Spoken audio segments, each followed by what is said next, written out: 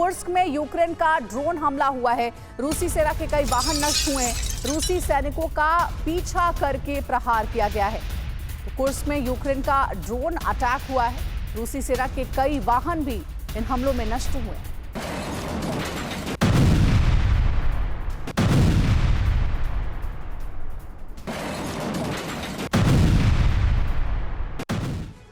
रूस यूक्रेन युद्ध एक बार फिर परमाणु जंग में तब्दील हो सकता है। ऐसा इसीलिए क्योंकि पुतिन अपनी पूरी शक्ति लगाकर यूक्रेन पर कब्जा चाहते हैं, जबकि ज़ेलेंस्की अपनी हार टालने के लिए किसी भी हद तक जा सकते हैं। सैनिकों और हथियारों की कमी ने ज़ेलेंस्की की बेचैनी को बढ़ा दिया है और विशेषज्ञ मान रहे हैं कि बौखलाहट और देश को हार से बचाने के लिए यूक्रेन आत्मघाती कदम भी उठा सकता है।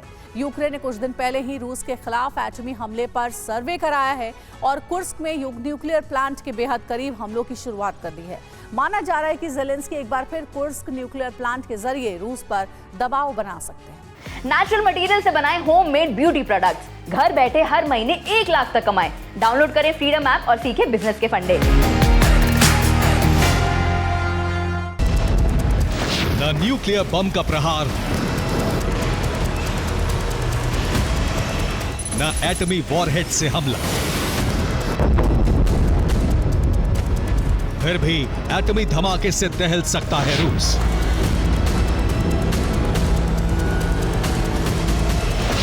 क्योंकि अभी भी कुर्स्क में मौजूद है ज़ेलेंस्की की सेना।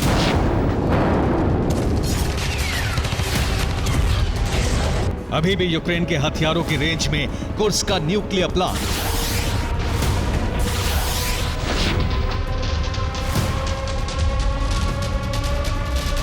रूस ने कजान में हमला किया, ओरियोल में हमला किया, रोस्टोव को भी दहलाया, लेकिन अब कुर्स्क में जिस तरह का हमला हुआ वो एक बड़ा संकेत है। अब तक के हमलों से यही लग रहा था कि ज़ेलेंस्की की सेना रूस की सेना और तेल ठिकानों और एयरबेस को तबाह करने की कोशिश कर रही है। रूस ने हमलों की इस सीरीज को आगे भी बढ़ाया है।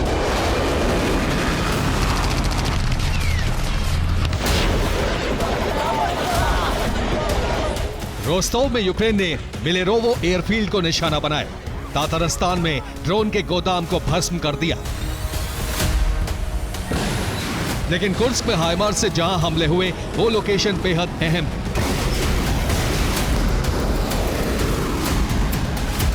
यूक्रेन अपनी जमीन पर कई इलाकों में हार का सामना कर चुका है। कई इलाकों में रूसी सेना का भीषण प्रहार हो रहा है।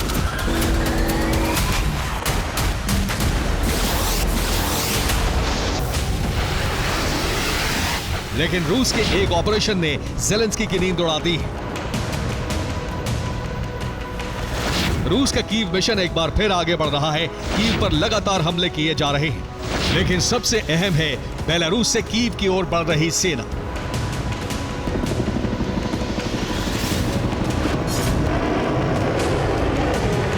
ज़ेलेंस्की के पास मुकाबले के लिए न पर्याप्त सैनिक हैं, न घातक हथियार।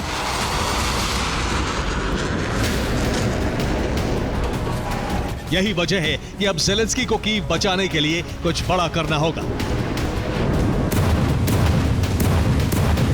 और ये रूस में एटमी धमाके से हो सकता है, और इसके लिए न्यूक्लियर पावर प्लांट आसान टारगेट है।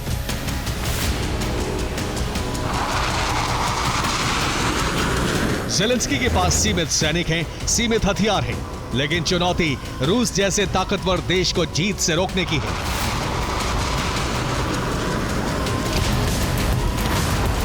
सबसे अहम कुर्स्क की जंग भी है।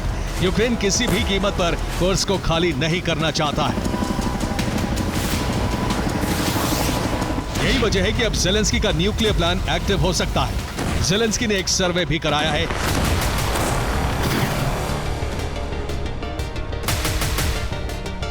सर्वे के मुताबिक 60% यूक्रेनी चाहते हैं कि रूस पर एटमी हमला हो। 75% लोग चाहते हैं कि यूक्रेन एटमी हथियार इस्तेमाल करे। कीव की एक संस्था ने यह सर्वे कराया है।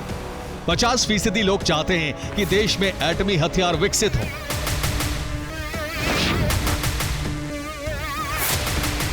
अब सवाल है कि जब यूक्रेन के पास परमाणु हथियार है ही नहीं, फिर ऐसे सर्वे का क्या मतलब?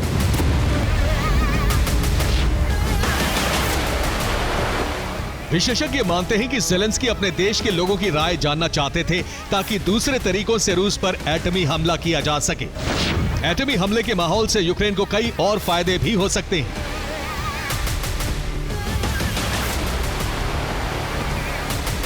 नेटो से दोबारा तेजी से हथियार सप्लाई शुरू हो सकती है।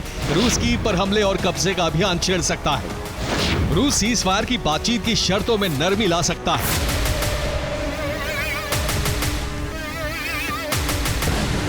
यूक्रेन ने रूस और नेटो को चेतावनी देने के लिए कुर्स्क के बेहद करीब रील्स को निशाना बनाया है। रील्स के हमले से रूस क्यों सचेत है, ये समझ लीजिए। यूक्रेन ने कुर्स्क के रिस्क में हाइमर्स से हमला किया। यूक्रेन के टारगेट पर रूसी सेना की बैरक। हाइमर्स से हमले में सैन्य अफसरों के घर नष्ट हो गए। रिहायशी इलाकों में भी धमाके हुए, लेकिन इस हमले को एटमी धमाके का ट्रेलर माना जा रहा है क्योंकि कुर्स्क न्यूक्लियर प्लांट से सिर्फ 69 किलोमीटर दूर है और इस हमले के बाद कुर्स्क न्यूक्लियर प्लांट के लिए खतरा बढ़ गया है।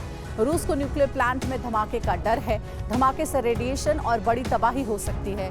कुर्स्क न्यूक्लियर प्लांट से रूस यूरोप में तबाही का डर है। रेडिएशन से बहुत बड़े इलाके में नुकसान हो सकता है।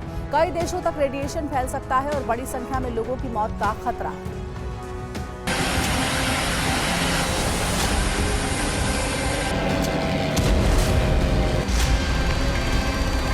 रूस को फिक्र में डालने वाला दूसरा बड़ा हमला रोस्टोव में हुआ।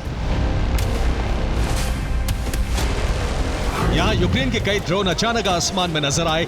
एयर डिफेंस से ड्रोन गिराने का अभियान शुरू हुआ, लेकिन धमाका टाला नहीं जा सका।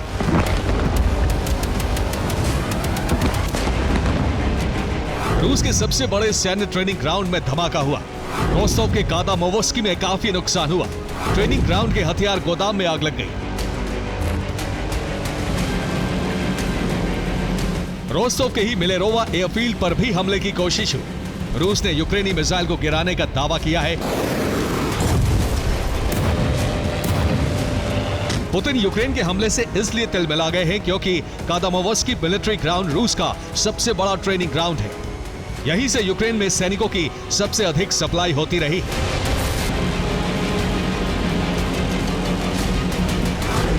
रोस्टोव में 13 मिसाइलों से हमले किए जा चुके हैं।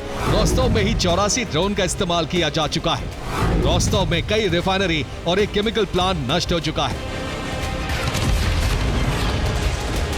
यूक्रेन की सीमा के करीब होने की वजह से युद्ध में रोस्टोव से ही सैनिक, रसद और तेल की सप्लाई हो रही है।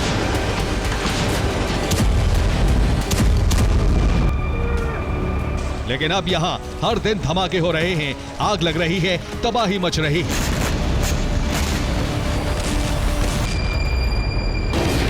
ये रूस के तातारस्तान की तस्वीरें हैं। लोग अचानक भागने लगे, तभी बर्फ के बीच एक जोरदार धमाके के साथ आग का गुबार उठा।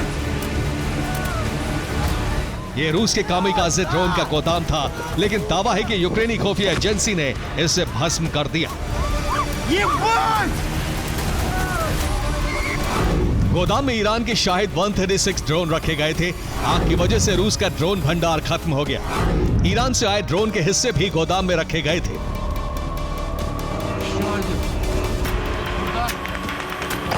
कजान में हमले के बाद ये तातारस्तान में दूसरा बड़ा हमला है। कीव में बड़े हमले के बाद इसे यूक्रेन के बदले का एक्शन माना जा रहा है, लेकिन सबसे अहम ज़ेलेंस्की का कुर्स्क प्लान है। विशेषज्ञ मान रहे हैं कि अगर कीव के करीब रूस की सेना पहुंचती है या फिर ट्रंप के शपथ के बाद यूक्रेन को अकेला छोड़ा जाता है, तो यूक्रेन कुर्स्क के न्यूक्लियर प्लांट के जरिए दुनिया को एटमी तबाही की आग में झोंक सकता है। Bureau report, TV9 Bharatvarsh.